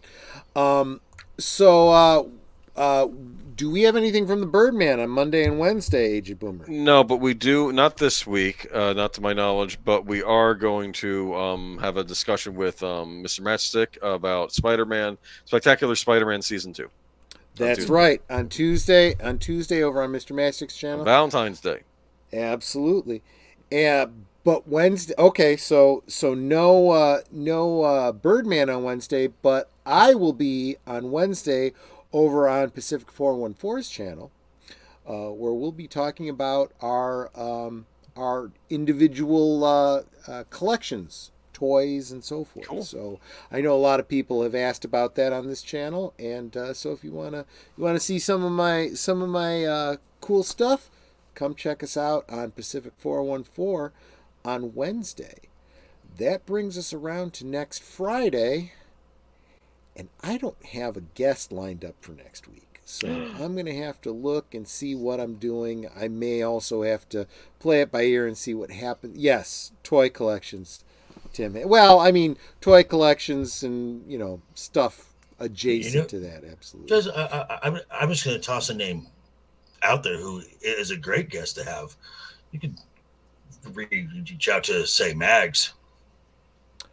Would Mags, you think, be interested in coming on my channel? I'd reach out to Mags, absolutely. Reach out to Mags. Mags is good people, too. I will reach out to Mags and see if she'd be interested in coming by and chatting with me, having some drinks. And also, Mags and myself were part of a series on Pops. On Pops. You can catch that Sunday in the morning called the What's Your Story? Yeah. And so it was it started off with Stone Loki, and then Fat Steven, Saggy Melons, myself, Mags, Mr. Gregory. This week it's going to be Ryan Roger Athe. Cool. He's good people. He is good people. There is nobody out there who is cheerleading for the YouTube community like that guy. He is awesome. So Friday's up in the air, but obviously we'll be here. You know what? We'll improv it if we have to. We'll definitely be here next Friday, which brings us around to the following Saturday over on Netter's Network. I did drop the link to her most recent video. Please make sure you stop by and see my pudding. She's wonderful. Yeah. And give her a thumbs up on that bathroom renovation. Mr. J? Next week, what are we doing? It's the 1990. I want to say 96. I might have the year a little bit off. PBS version of Cats. Not that horrible film with the CG. This is The good one. Elaine Page as Grisabella. I mean, this is the real, production. We will be sharing that with you because it was the only way I got to experience the Broadway play. Every time it came to Chicago, it was limited engagement for like a week. And for a high school and college age kid, I couldn't get the money together to go see it on short notice when it was here for only a week. So we will be watching a good musical, not a horrible bastardization. Cringe film. So there we go. And so that's all I got. Netter? Well, you know what I always say. I know what you always say. I want you to say it. Well, I gotta go over here so people hear me better. Yes, you do. I always say that we can talk amongst ourselves, and that's all well, good, and fun, and we have a great time with it. But it's so much more fun when you guys are joining us in the chat. You're dropping comments and questions and trivia and just being goofy, and we love that. And, you guys aren't just friends for us. You're family. And we love you guys, and we appreciate you being here. And I'm the crazy uncle that no one talks about. It doesn't feel like we're separated by miles and miles. It feels like we're all in one big room together, just enjoying each other's company, as one should. Yep. So thank you guys for being here. Like I said, we love you guys, and we'll see you next time. Thanks, Netter. Yeah, absolutely. Thanks, Mr. J. Last words from you, Mr. J? Always have fun. Hashtag keep talking. And always keep that smile on your face. Absolutely. Age of Boomer, last words? No, nothing. Join us next time. Same next week, same bat time, same bat channel. Why are you bringing Betsy into this? Nice. Guys, thank you so much. I super appreciate you. Everything Netter said, absolutely true. You guys keep me going. It can get pretty discouraging for YouTubers, trying to get the subs and whatnot. But you know what? Doesn't matter when I can hang out with all of y'all. You guys really are like family. Thanks so much, everybody. Take care, and we'll catch you on the next one. Bye-bye. Toodles! Bye-bye. Good night, ladies. Good night, sir. Hit it, sweetheart.